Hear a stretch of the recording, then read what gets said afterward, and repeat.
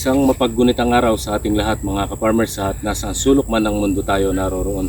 Mga ka-farmers, ito po yung sinasabi ko dun sa isang content natin na ang bahay na ito ay ginamit sa pambansang awit ng Pilipinas sa may GMA 7.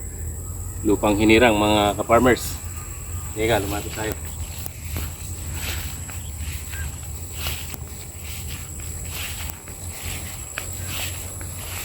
Ang bahay na ito mga ka-farmers sa dati kong bahay at sinwap ko dun sa kapatid ko.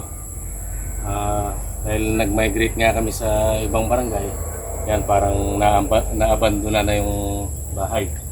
At kung mapapanood niyo po yun, dito sa kinatatayuan ko na to, dito mismo naganap yung nag-iiyakan kunwari yung magpapamilya dahil mag-a-abroad kunwari yung kanilang tatay.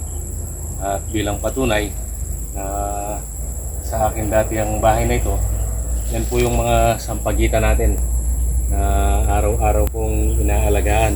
At kung tinatanong mo kung taga-Bamban ako, oo, taga-Bamban ako. Purong taga-Bamban, anak ng taga-Bamban, local at native dito sa bayan ng Bamban. At galing sa angkan ng mga magsasaka na isa sa mga pangunahing hanap buhay dito sa aming bayan. Purong Kapampangan, proud taga-Bamban. Maraming salamat po sa panonood. Ingat ang bawat isa at ang kapayapaan ay sumaating lahat.